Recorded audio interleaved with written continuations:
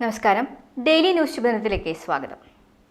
ജീവിത പരിസ്ഥിതിയും സാഹചര്യങ്ങളും മാറി വരുമ്പോഴും സ്വന്തം ധർമ്മം നിർവഹിക്കാൻ നമുക്ക് സാധിക്കാറുണ്ടോ? ഇന്നത്തെ ശുഭദിന ചിന്തയിലേക്ക്. ഡെയിലി ന്യൂസ് ശുഭദിനം നിങ്ങൾക്കായി അവതരിപ്പിക്കുന്നത് അമൃത്വേണി ഹെയർ എലിക്സിയർ.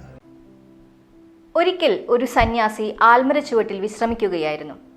ആ മരത്തിലിരുന്ന 2 പക്ഷികൾ കൊത്തുപിടിച്ചു. ഇവയുടെ കോലാഹലം സന്യാസിയുടെ നിദ്രയ്ക്ക് ഭംഗം വരുത്തി.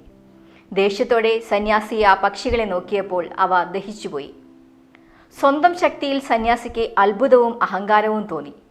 സന്യാസി ഭിക്ഷാടനത്തിന് വീണ്ടും യാത്രയായി. ഒരു വീടിൻ്റെ മുമ്പിലെത്തി ഭിക്ഷ യാചിച്ചു.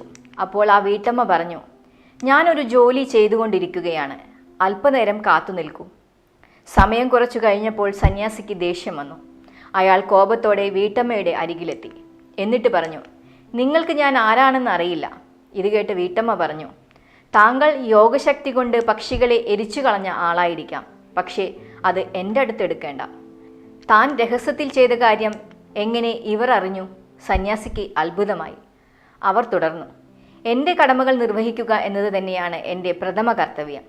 ഞാൻ വലിയ സിദ്ധിയുള്ള ആളൊന്നുമല്ല, പക്ഷേ ഫലേച്ഛ കൂടാതെ എൻ്റെ കർമ്മങ്ങൾ നിത്യവും ചെയ്യുന്നതുകൊണ്ട് എനിക്ക് നിങ്ങളുടെ മനസ്സ് വായിക്കാനുള്ള കഴിവ് കിട്ടി." സ്വന്തം ജീവിതധർമ്മം നിർവഹിക്കുന്നതിനേക്കാൾ വലിയ പ്രാർത്ഥനയോ തപസ്സോ ഇല്ല. ജീവിതസ്ഥിതിയും സാഹചര്യങ്ങളും ഓരോ വ്യക്തിക്കും വ്യത്യസ്തമായിരിക്കും. ഈ വ്യത്യസ്ത സാഹചര്യങ്ങളിൽ ഉറച്ചുനിന്ന് സ്വന്തം ധർമ്മം നിർവഹിക്കാൻ നമുക്കും സാധിക്കട്ടെ. ശുഭദിനം.